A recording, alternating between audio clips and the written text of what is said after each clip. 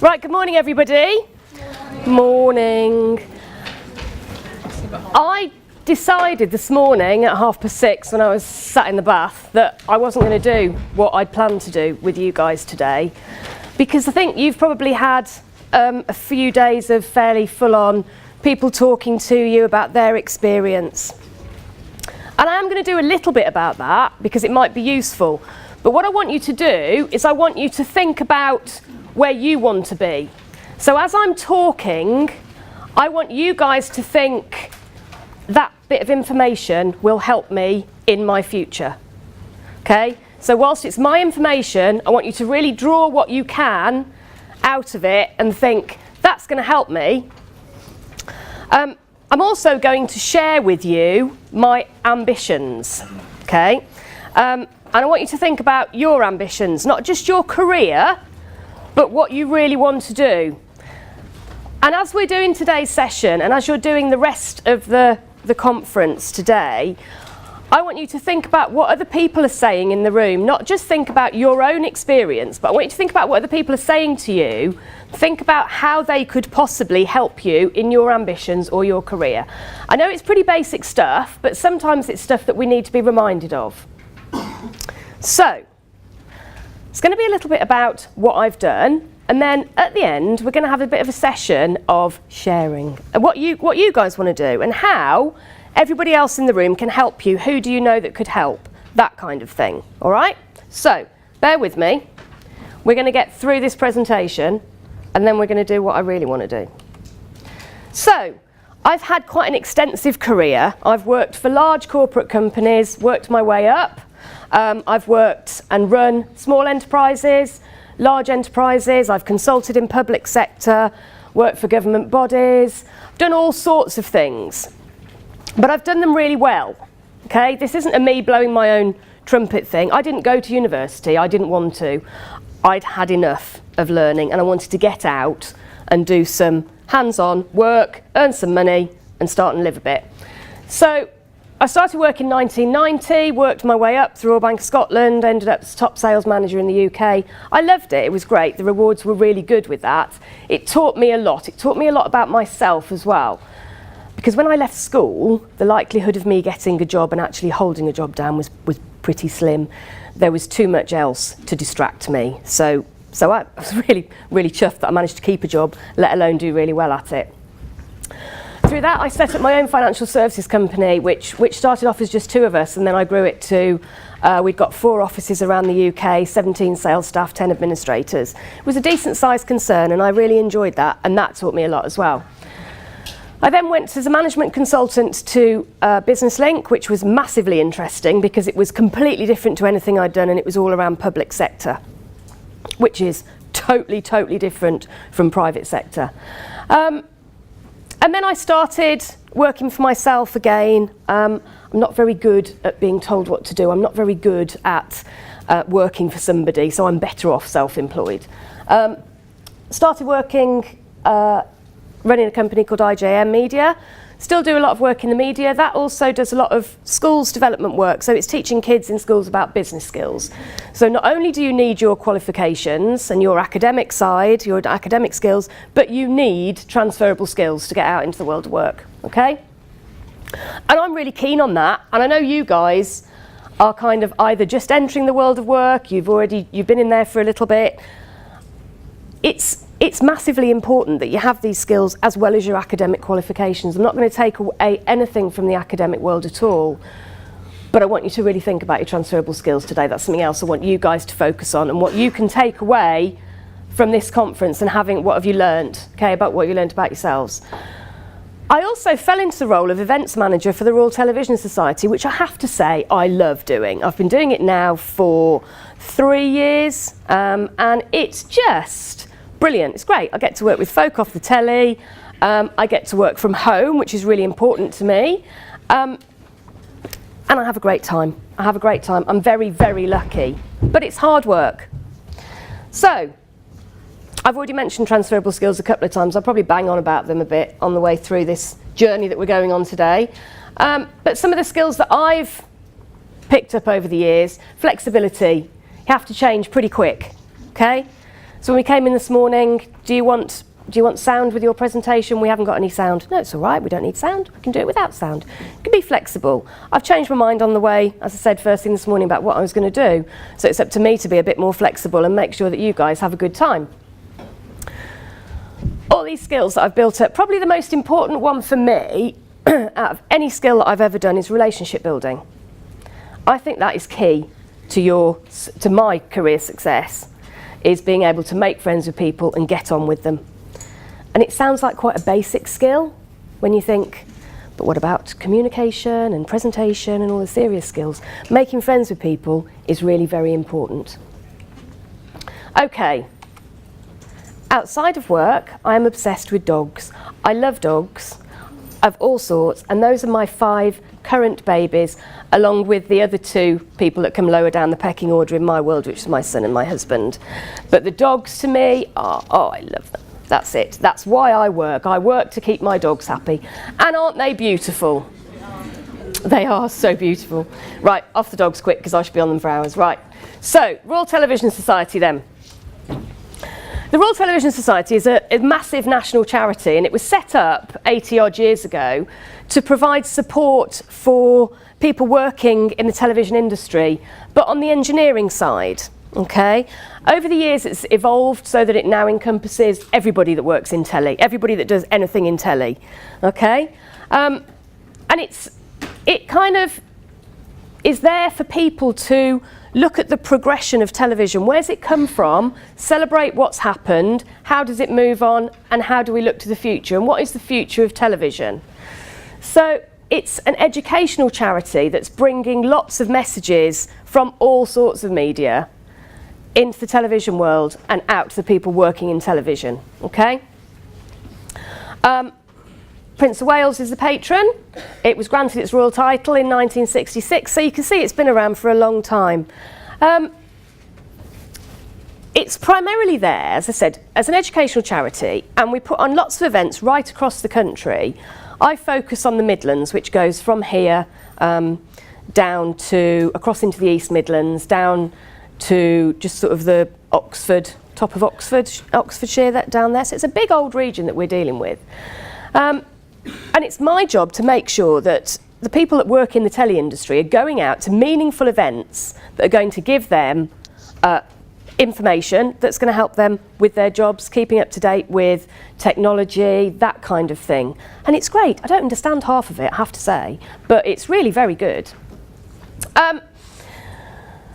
It's all about setting a benchmark, making sure that we've got really good standards in the television industry, in the production industry, from people that are just entering the industry to people that have worked in for years and years and years, who might get a little bit stale, who might not want to keep up to date with the goings on, but who really need to.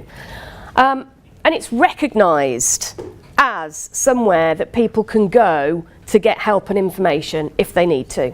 It's also recognised as a real hallmark for quality. So I'll say this again in a bit, but what I want you to think of is BAFTA, but a little bit, just slightly below BAFTA. So everybody wants a BAFTA, yeah? Everybody that works in film wants a BAFTA. Everybody that works in telly wants an RTS award. It's a big old concern. And I feel really chuffed that I represent that for the Midlands.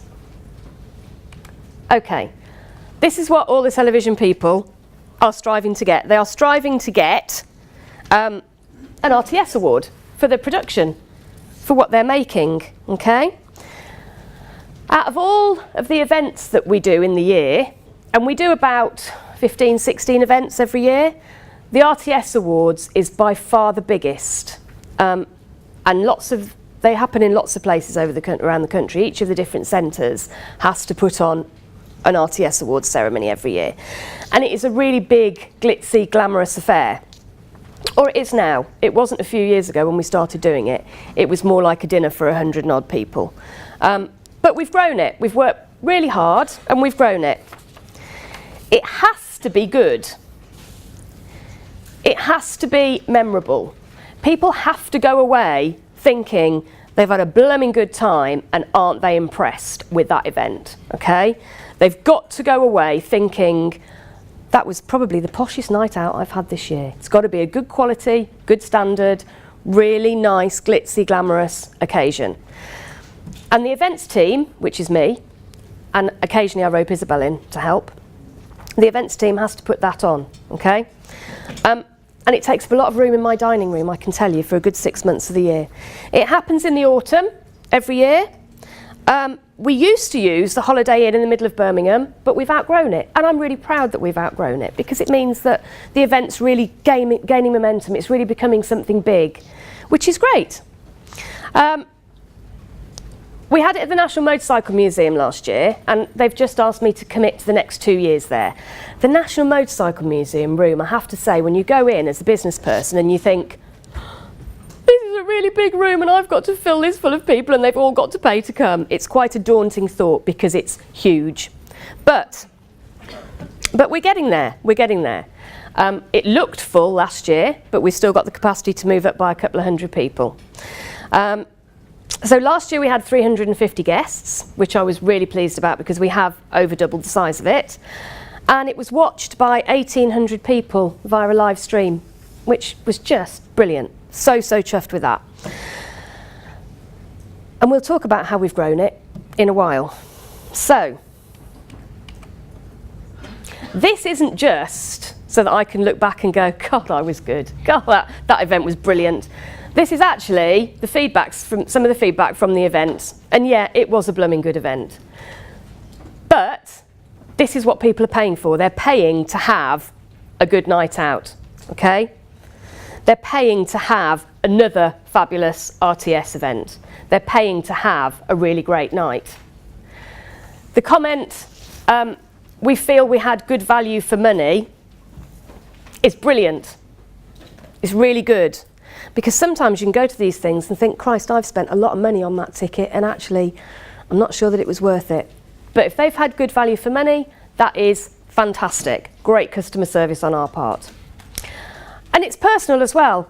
Wanted to say thank you to me for being so lovely. So I don't think I really did anything. I just got the people in and made sure they were having a nice time.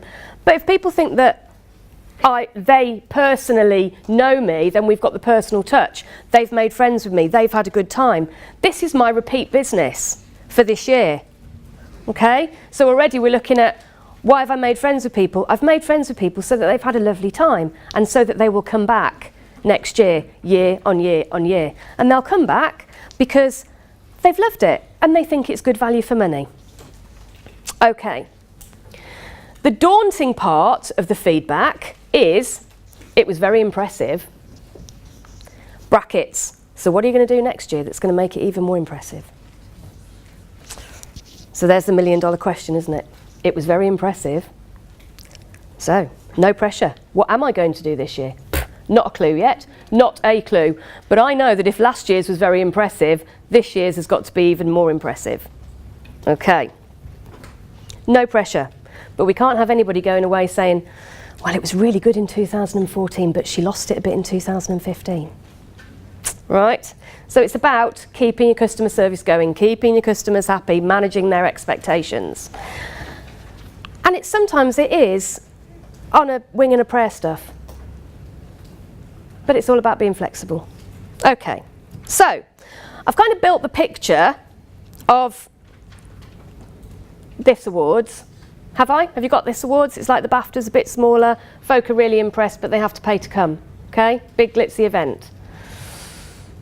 I've got to manage the expectations of people coming along, having a fantastic time, but I don't have a money tree, I don't have a magic wand, and I don't have a pot of gold, unfortunately. Okay? So, I'm going to put it out to you. An event for 350 people at the National Motorcycle Museum where they come in their posh frocks and they sit down and they have a fantastic meal and they have a big awards ceremony, lots of champagne. How much do you think that costs? Ballpark figures. Chuck it out there. How much do you think it costs? Somebody have a guess. 30 grand. Not far off. £29,500 that event costs. And that's quite a lot of money. How much budget do you think we get to put that event on? So it's got to be done. The RTS says you have to do this event every year. We know it costs £29,500. How much do you think they give us to put the awards on? How many? No. No. Nothing. Not far off. 3 grand. Okay? So £3 covers the cost of the trophies that we have to have made. Okay? And there has to be 13 of them. And that covers the cost of the trophies. So, we have a difference of £26,500. Which has to come from somewhere. So this is where we start getting businessy. Okay? Great, fluffy, glitzy, glamorous event. The guests come, that's what they want. But what they don't know is that it costs £29,500 to put it on. It's going to cost more this year because it's going to be a bigger event. And we're going to have some high aspirations for it, as are they. The budget of £3,000 that comes in won't change. It's always been £3,000 when it was 100 people, and it'll be £3,000 when it's 500 people. So, the event gets bigger, the costs get bigger, the budget stays the same. So I have to find £26,500. Where do we think we find that from? Sponsorship. Come on to that in a minute. And I said earlier that people get value for money, so some of it's going to be from ticket sales. Yeah. So that's our income, sponsorship and ticket sales and entry fees. So,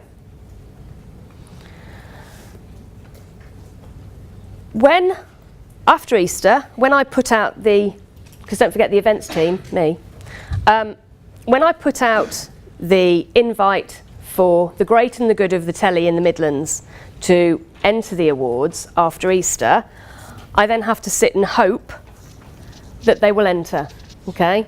I can't make them. They've got to think that it's a good enough proposition. They've got to be passionate enough about winning or competing for an RTS award. They won't do it if they think that that's an easy thing to get. If they think that the categories are going to be flooded, they won't do it, especially the smaller production houses, because they'll think, the BBC will get that. So we have to start off by encouraging the smaller people to think, you know what, we can do that, and then that's great for our PR. So we're going to look for testimonials from people from the smaller production houses, not the big players like ITV and the BBC. We're going to look for testimonials from them, so that they can say, it was great for our PR, this is what we've done this year, it's been fantastic. On the back of winning that RTS award, we put it out on Twitter, we did this with it, we did that with it, and look at the business we've got from it. So we're going to rely on, again, making friends with people who have already won awards. It's no good them going out of the door going, I've won an award, but she was a bit of a cow. I won't deal with her. They've got to come back to me and they've got to go, Jayne, that was fantastic. We've got so much we can put in this year. And I can go, that's brilliant news. How can I help you? What can I do to make the process easier for you? So it's about going the extra mile for people. Still making friends with them. These are my customers. These are our customers. But not only are they our customers, but these days it's very easy for people to find out if people are having a good or bad experience because we've got so much social media. Okay, so they've only got to tweet out, had a crap night at the RTS Awards, food was dreadful, service wasn't particularly good. How many people are going to see that? So it's so important these days that everybody you meet thinks you're great. It doesn't matter what you think about them when you get home at night and you close the doors and you go, it doesn't matter. But when you're in front of them, they are the most important person to you because they are your customers and they are the ones that will talk. Okay? So, income then. Part of it is sales, part of it is sponsorship, part of it's a wing and a prayer. We just have to hope that everybody's happy and that they like it. Okay? So when the entries come in, they'll come in with an entry fee. 30 quid each entry. So last year we had 120, sorry, is that right? Last year we had 120 entries at 30 quid, so that's £3,600 into the coffers. Our first bit of income, thank goodness. I've got to get the entries judged. Okay, so I have to talk to people outside our region in the television industry so that they're not biased. So people in London, Scotland, Wales, all over the place. People off the telly, people that are specialists in the field of production, digital, editing, all sorts of things. Can they come? Can they judge for us? Will they watch? Will they sit and watch the telly? It's a great thing, judging. Will you sit and watch the telly and decide which ones you like? Fantastic. Who would say no? But we're not going to pay you for it, but we will give you a ticket to come to the awards. So we're again making friends with people. Please, will you do this for me? I really need a judge. Begging sometimes works, win sales. Once I've had the awards judged and I can announce the nominees, I can then start selling tickets. So that's where the sales comes in. Now, we already know that people like the BBC, ITV and the larger production houses. It's in their marketing budget every year. They've factored in a couple of grand to come to the RTS Awards. So we already know that they will take some tables, they will come, they'll have a great night. We just have to keep them happy. And I sent an email over to BBC Drama Village the other day saying, okay, I'm going to announce, just give you the heads up, I'm going to announce the call for entries after Easter. Do you want me to come over? Is there anything I can do to help you? Because they've got so much else going on.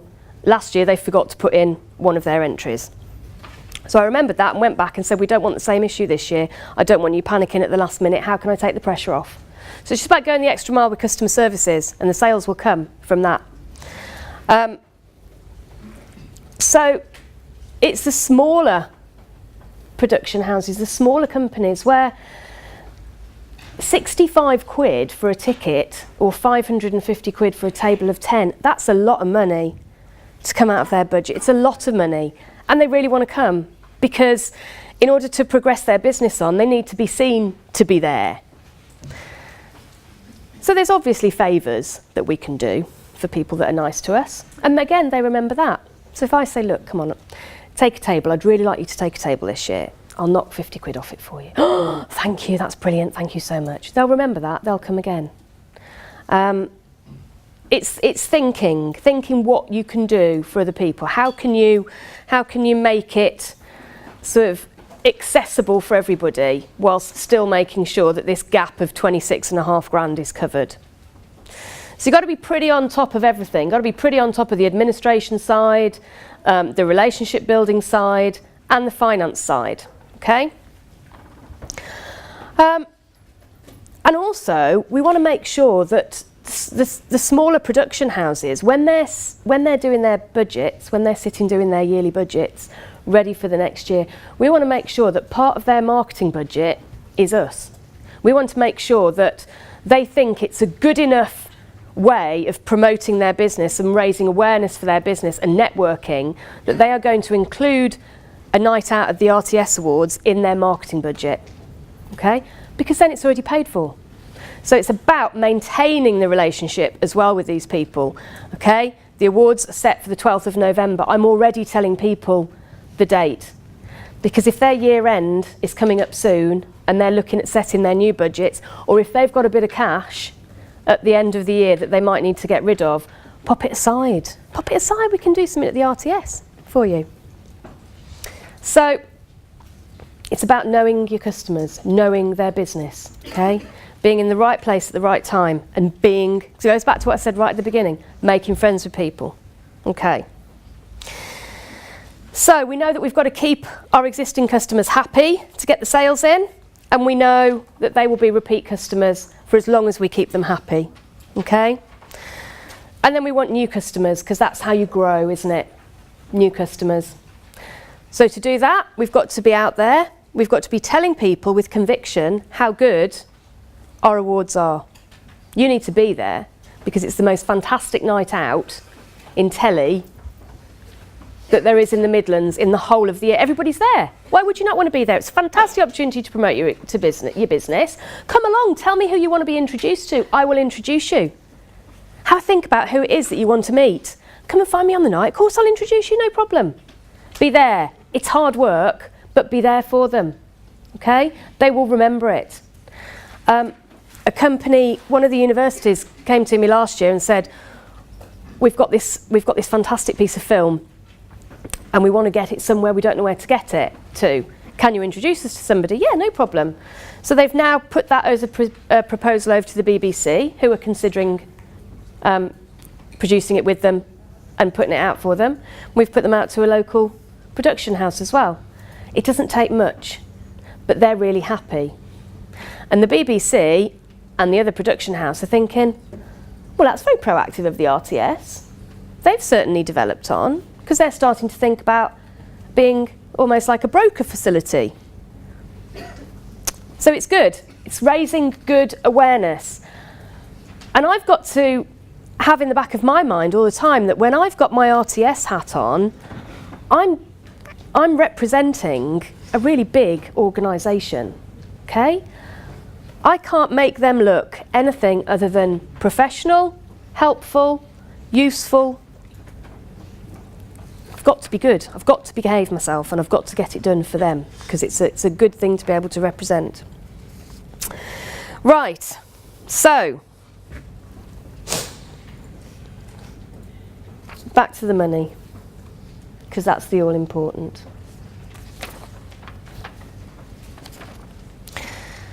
When we're looking at developing our business, okay, the old phrases are really, really important. And you'll have heard them time and time again. And people tend to say them in a kind of a, oh, it's not what you know, it's who you know. But actually, think about it. It's what you know and who you know. If you don't ask, you don't get. And I know everybody's parents would say, and if you keep asking, you're not going to get. So it's a bit of a double-edged sword when you're a parent and you're a business person. But if you don't ask, you don't get. Sometimes it's about having the confidence to ask, though. That can be quite a hard obstacle to get over. I really want that business, but how am I going to ask for it? It's closing the sale. It's closing the sale stuff, isn't it? You can promote all you want, but if you don't close that sale, so they'll go somewhere else. So I can sit and talk to somebody about sponsorship and say, look, it's fantastic. You could come to the RTS Awards. It'll cost you £2,000. You can sponsor a table. You can take a table. We'll have all your branding right the way through all the promotion that we do. You can bring your guests on the night. You can see them thinking, go on, ask me, ask me. Bring loads of people on the night, all your top customers. You'll be able to stand up. You can present an award. It'll be a really exciting night for you. If I don't say, how about it then? Should we do that? You happy with that? That's it. Sale's gone. Ask for the sale. If you don't ask for the sale, you won't get the business. Okay? And it's not difficult. Once you've done it once, you'll think, oh, actually, that's quite easy. So just keep asking. And if people say, I can't afford it this year, well, all right, but is it something that you would consider for next year? Because you've then got a bit of forward planning going on. Okay, you're looking at business development, you're looking at forward planning. So, for us, oh, and the last one, people by people. It goes back to what I said right at the beginning, make friends with people. Okay? If you make friends with people, they will buy off you. I will guarantee you that. It doesn't matter if whatever you are selling or promoting is slightly more expensive. If they like you, but they don't like the person that's selling the cheaper product, you will get the sale. And it's not difficult to make friends with people because most people are all right. I'm in a very fortunate position, being self-employed, in that if I don't like somebody, I won't do business with them. That's the good thing about having been through the employed route and having to be really nice to people that sometimes you think, I really don't like you, but you can't know it. But there's folk like that out there that you have to. So it's a really you've got to keep that look on your face that you are so important. You are so important, Paul, to me. And I really want your business. But he's actually all right, but you might not like them. But make sure that you maintain that. They must never know. They must never know what you really think or what you say when you get home. When you're self-employed, you can pretty much pick and choose. So if you don't like somebody, there's somebody else out there that you will like, that you can deal with. And that's, when I've got to the age of 43, I'm quite happy that I can do that. We'll go on to him in a minute. Can't put Kevin Bacon up too quickly. Right, so we know how much it's going to cost us. Okay. We know that from our entry fees, from the contribution from head office, we've got a little bit of cash coming in. The cost for the food at this reception, at this great big dinner, beautiful dinner, and the drinks, because everyone expects a glass of something fizzy when they come in, is 27 quid, £27, okay? We're selling the tickets for 65. We're making £38 a head. That's brilliant. So that gives us, on 350 people, another 13 and a bit grand. So that's great, because now we're only 10 grand short. So we're getting there. And like somebody over here said, sponsorship is the key for the rest of it. Now, last year, because the awards was much bigger, and I'll be totally honest with you, the sponsors that we got in was a bit panicky. It was a bit quickly, who's got some money, because we've got a shortfall and we need to get in. This year, we're going to be a lot more structured. Okay, so we've got proper sponsorship documents. We're doing it properly. But because the awards has grown and it's gathered momentum, I wasn't really prepared for that. I wasn't prepared for it to get so big so quickly. So that's where I've had to suddenly be, again, flexible and think, oh, right, okay, what are you going to do? What are you going to do to make sure that you can cover that gap, that shortfall? So when we're sitting planning now, when I'm sitting planning, I say we, being the royal we, me and the dogs. When I'm sitting planning, I'm thinking, okay, who do I want? This is where you have to start thinking of your supply chain, right? Who is it going to be beneficial for them to come, for them to be sponsors? Who needs to promote? So start thinking not just about who you work with directly, but whose businesses could benefit from you. Now, people are looking to move into new markets and diversify all the time. So really think outside the box. I've got a couple of companies that I know that I want to sponsor the awards this year. They don't know it yet, but they will do. And there's a company who finds hotel rooms. Okay, so really thinking quite outside the box here. If you've got a crew coming up from London and they're making a programme in the Midlands, they're going to need somewhere to stay. So the company that finds hotel rooms, it would be ideal for them to sponsor an RCS award, to start and get their name out there, start and get their name into the... So you've got to kind of think about other people's business development as well. And if they're not switched on enough to think, actually, I might want to move into the television industry, then you've got to think about it for them. And you've got to sell to them the benefits of moving into this market and thinking about new customers, thinking about how they can broaden their customer base, thinking about what USPs you can almost lead them into. All right? So being in business is quite a lot. You have to know your business, but you have to have an idea of other people's businesses as well. These days, it's really easy to do that because you've got Google. So all you've got to do is put it in, have a quick look. Who are they dealing with at the moment? Do we think that any of our contacts could get them better deals? Let's invite them along. Does that make sense? Does anything that I'm saying make sense? Somebody say yes. Thank you. So, apart from a nice night out, we've got to make the sponsors realise that it's worth their money, them investing their money. They're going to get something out of it. They're going to be able to develop their business out of it. Okay. So, Isabel's going to be back in a minute. She's going to tell me to stop talking. Relationship building. I love Kevin Bacon. I've always loved Kevin Bacon. What's not to love? He works on this 6 degrees of separation. And I know we all know what it is, don't we? Do we all know what it is? I think it's ace. Absolutely love it. So Kevin Bacon thinks that he can get to anybody in the world in 6 moves. So the way he's got jobs in the past, and a lot of people adopt this method, is they look at where they want to be, and then they look at who they know, who might know somebody, who knows somebody else, who can get them in touch with that person. Okay? And it's really not difficult. And I want you guys to kind of try and think about that. Not just about what you want to do in your career, but what you want to do in your life. Think about who you know that can help you and make friends with them. And who do they know? And who do they know? And get to your end game. It's honestly really not difficult. Hello. I've just got, for another client of mine, I've just got a quote direct from Bob Geldof for a piece of work that this other person's done.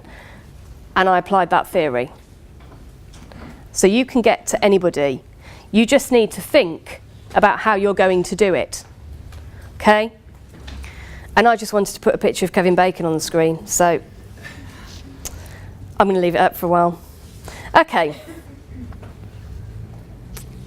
In fact, I'm going to leave it up there for the rest of the session because he's so lovely. It's either him or the dogs. Which do we want? Him or the dogs? So you want the dogs, okay. When we look back at what I first said about the key to business development, sales, marketing, relationship building, sponsorship, whatever it is making friends with people. It's that personal touch. Okay. If you wanted to make friends with me, what might you talk about? Yeah, it's fairly obvious, isn't it? There's a guy who wanted to do some work with us through the RTS, and he'd looked at my Facebook page, which is clearly full of dogs. And he turned up to our first meeting with a box of Bonio for me. And I thought, oh, that's lovely. Of course you can do business with us. I don't care what you say from here on in. You've bought dog biscuits. That's great. So think about people. Think about getting to know them. When's their birthday? What's their kid's name? What are they doing at the weekend? Did they have a nice time when they went to Legoland? Whatever it might be. Think about it. Make it personal. Okay? And they will buy from you because they will be your friend. Right. Now, I'm going to put something over to you. Have I got something to... Am I all right for time? Okay.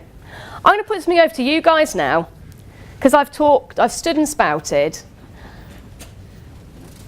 about the RTS Awards and what we've done and how we've grown and how fab it is. But we've got to be missing something. We've got to be missing a trick because it's not as big as the BAFTAs. So with your business knowledge, what am I missing? What am I missing? I'm trying to do sponsorship properly. Trying to get my sales going, I'm keeping my customers happy, I'm trying to do awareness raising for new customers, but what am I missing? And there isn't an answer for this one. I don't have an answer. This is me asking you guys, help, what am I missing? What do you think? Has anybody got anything that they can offer? Maybe you're thinking too local rather than global, so social media and all that, you're using loads of it, like appealing to different. No, because I'm a bit rubbish at it. So social media is one. Yeah. You need to probably broaden it. Thank you. You're absolutely right. Okay, brilliant. Anybody else? Social media, so I need to use. More friends in America, more contacts in Hollywood. Because it's Midlands production. So it's stuff that's produced in the Midlands. So we've got to keep it relatively local. Be nice to make some friends in Hollywood, wouldn't it? Perhaps a trip out. Yes. Like the media part of Staffordshire University, which is like developing to the future of media and. So getting into more into yeah. Like people who are going into directors and. Yeah, because that's the future, isn't it? The whole industry will collapse. The whole economy will collapse unless you guys get out there and make a difference. Yes, thank you. Okay, social media, students. Anybody else got any more business development for me? You said you've only got 1,800 viewers, and you said it's just a live stream online, so we're trying to build up your viewing platform. Yeah. So obviously things like the BAFTAs and stuff, they're all on TV, so maybe try and get it on like a channel. It's a good idea, isn't it? And then that would help just to build it up. Yeah. And then we can sell advertising and then we can get more revenue. Brilliant. Fantastic. I'd like a new team, please. Okay. I said at the beginning that I wanted you guys to think about, thank you for those suggestions, sorry. I said at the beginning I wanted you guys to think about what I'm saying, but relating it to what you want to do with your goals and your careers. Something that I decided I wanted to do a couple of years ago, and I've just failed at the first hurdle, was I want to make a television programme. Now I'm working in the industry, I quite fancy being a producer. And it took me ages to think, oh no, I'm going to say that, and people are going to go, you haven't got a clue, you've never produced anything apart from your child's birthday party. How are you going to do that? But I really want to do it, and I've just put a proposal over to Channel 4 for a programme. And I managed to get this production team round me. They did turn it down, by the way, which is a terrible shame. But there's a couple of other avenues that we can try. But I did it. I went through the process of producing something. And by talking to people, I went, I've got this idea and it's a bit off the wall. And suddenly I'd got a sound engineer, a filmmaker, a writer and a researcher who'd all gone, that sounds great. If you can get that off the ground, we'll come in with you. You think, gosh, that's a bit exciting because I've said I want to do it, but the reality is these guys are professional and they're going, okay, well, let's do it then. I'm thinking, I don't know what to do now. But it's great because we're going through the process and we've learned what the process is. And through talking to people and me saying, I'd quite like to do this, do you fancy giving me a hand? People say yes, but it comes back to having the confidence to ask. And also sometimes to actually, when you've got something that you think, I want to do that, but if I tell anybody they're going to think I'm stupid or they're going to laugh at me. It's actually sometimes just getting it out. Now I can stand in a room full of people and say, I want to make a television programme, no pressure, I'm going to have to do it at some point because I've put it out there. But that's my goal to do before I'm 50. That keeps getting further and further away. It was before I'm 44 and now it's before I'm 50 because I've been rejected. So what I want you guys to think about is not only what do you want to do in your careers, but what do you really want to do? What do you really want to do that's fun, that's a bit out there? And who do you know that could help you? Because there will be people, you've just got to ask. And you've just sometimes got to have the nerve to go, I want to do this, who do you know that can help me? Even if you're having a couple of beers with your mates and you say, do you know what, we've got to know someone between us that can do this. And they might think, oh yeah. A few years ago I was doing a project and I wanted to get hold of a racing driver. And I thought, I've got to know someone that knows a racing driver. So I went on Facebook, because I spend my life on Facebook or with the dogs, and there was a guy who I'm friends with, who I kind of know through a couple of other people, and he was sitting with some like ear protector things on and a racing shirt on his picture, and I thought, he works in motorsport, I need to speak to him. And he put me in touch with Matt Neal, who is a 50 million times British touring car champion, who came out and did some work with me, free of charge. We applied the same principle to getting Sebastian Coe to come and do an event for us. Googled a guy who he was working with, phoned him up and said, don't suppose there's any chance? Yeah, there is. It's easier on the phone sometimes to ask for things because people can't see you going, oh God, please say yes. But so practice it on the phone and practice it with your friends. But it's a really good principle to get into. So please think, if you take one thing away from today, take away the fact that everybody needs a rescue dog and that everybody needs to make friends with people and ask them how they can help you to achieve your career dreams and your personal dreams. Has that been of some use? Yes. Has anybody got any questions? Well, that's even better. Thank you guys for listening. I know you've had a long week, but thanks ever so much.